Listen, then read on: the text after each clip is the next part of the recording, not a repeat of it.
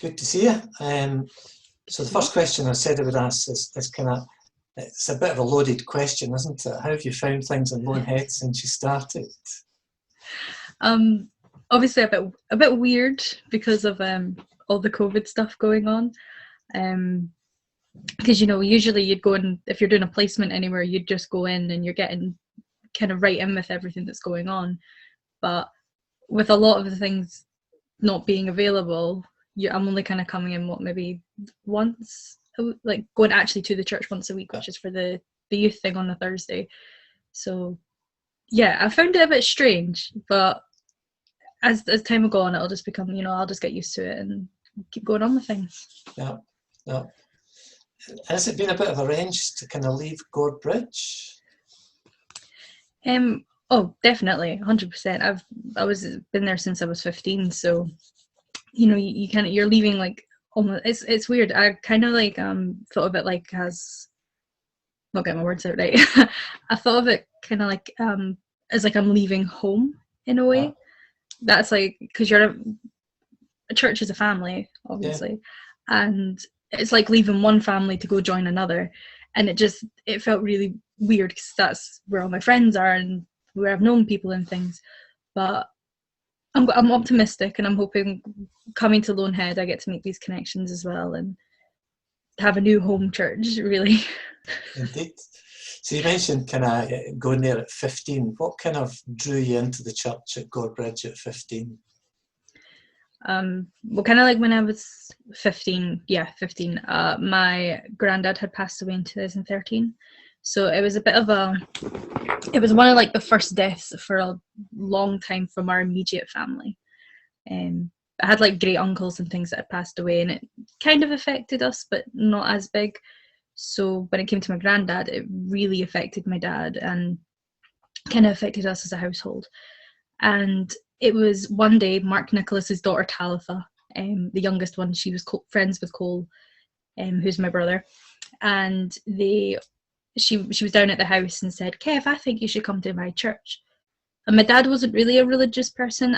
They brought me up agnostic, which was, you can believe whatever you want to believe. They both went to church as children but hadn't been in a very long time. So I think if she had asked him any other point, my dad would have been like, no way, absolutely not. But something just made him kind of go, yeah, absolutely. So him and my brother started going, and they kept kind of trying to nag me into going, like, oh, you should go, come on, it's great, there's kids your age. And I was like, no, like, church isn't my thing. I like sitting in my room playing video games, that's me. But then just one day I decided to go, and I was like, oh, I'll just go and I'll see. And then I just never stopped going. I thought it was really interesting. And Mark Nicholas's other daughter, Keziah, she was there, and she was in my year at school, so I knew someone as well. So I wasn't going in not knowing anybody, completely oblivious, that kind of thing. So I kind of had friends off the immediate, really. And you mentioned an article in the church magazine, you mentioned a bit about kind of drifting away a few years later and finding it quite difficult to get back and being hesitant about that.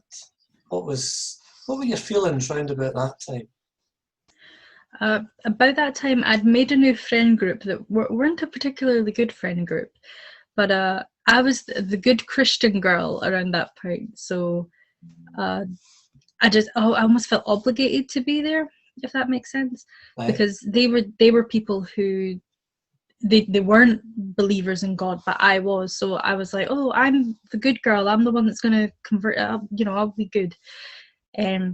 But there was just something that happened, and it completely just broke apart. And during that period of me talking to this friend group, I put them over church. So I stopped going to church because I wanted to talk to these people.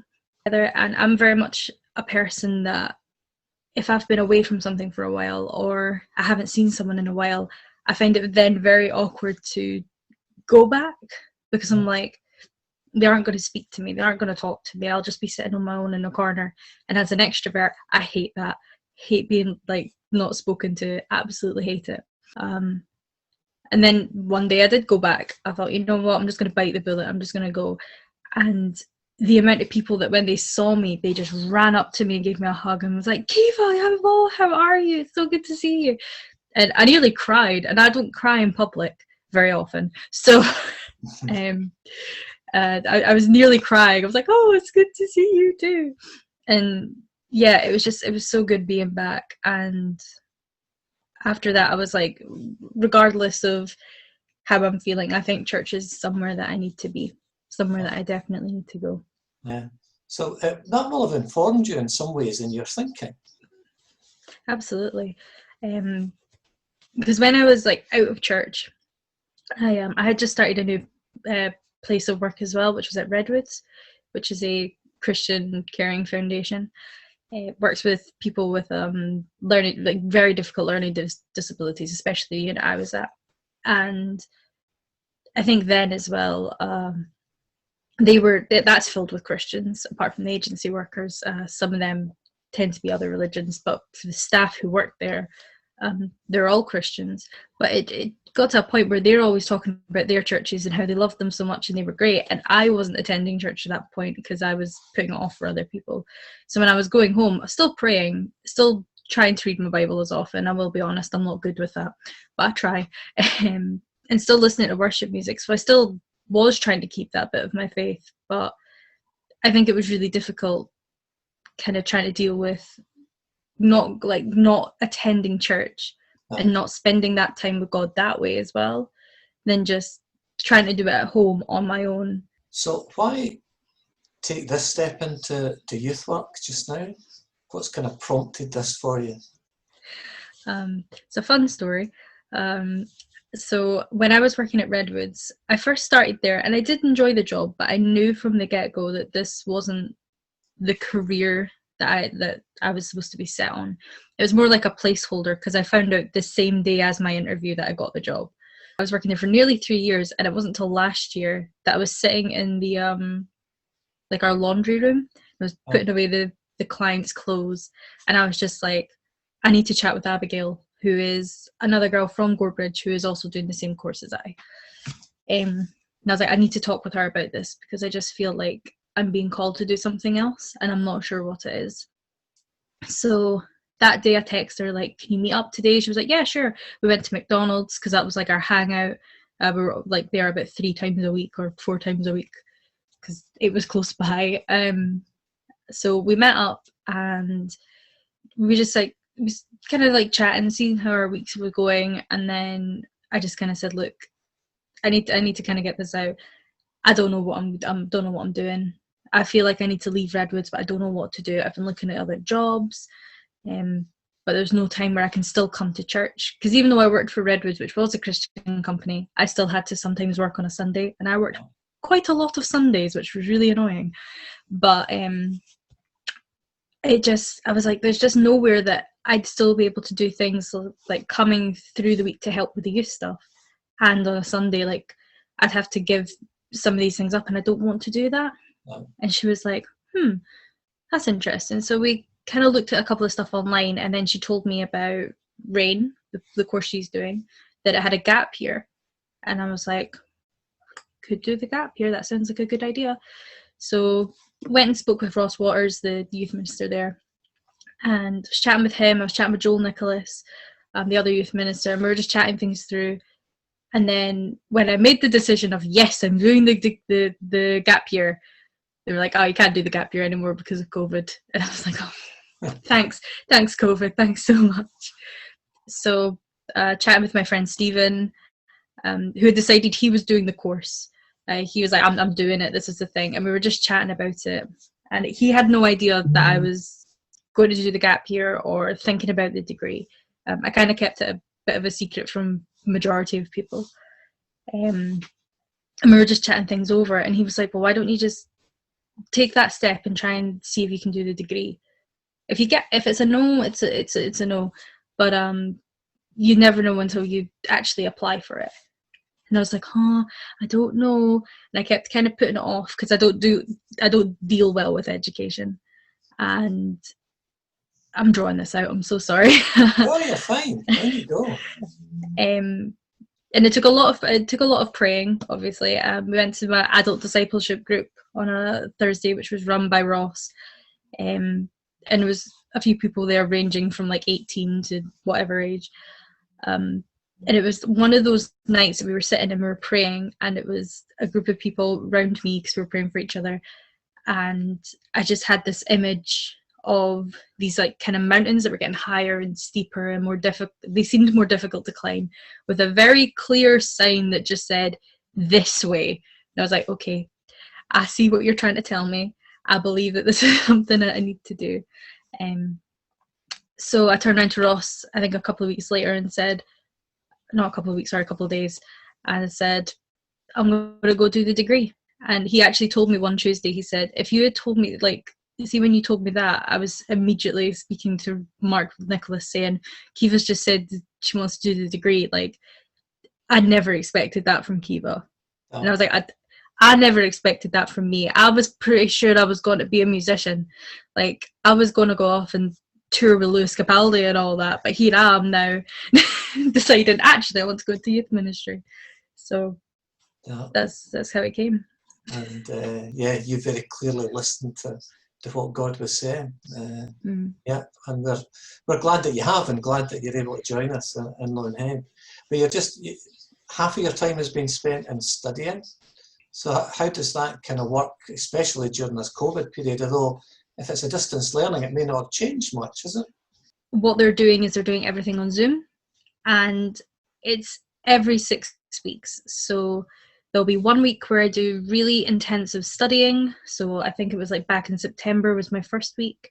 It's a really intensive week from like 9 a.m, you're kind of in classes, to 6 o'clock at night, with breaks in between. Obviously, they're not just going straight one after the other.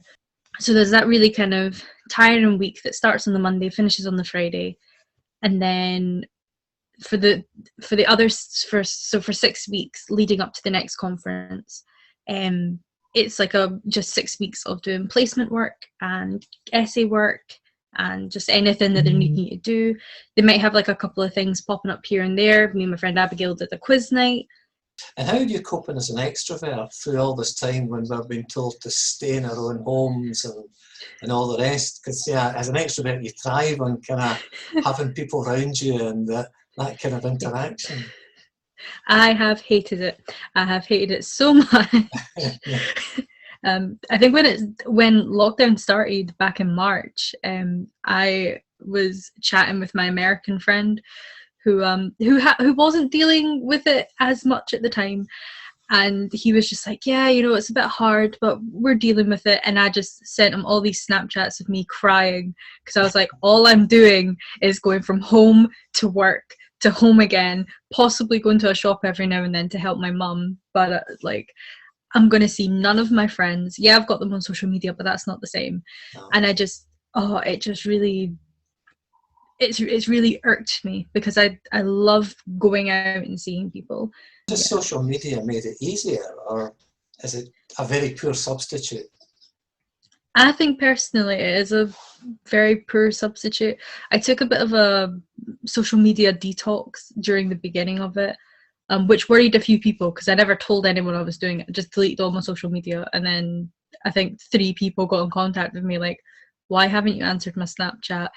Are you okay? And I'm like, I'm fine, I've just deleted all my social media, oops.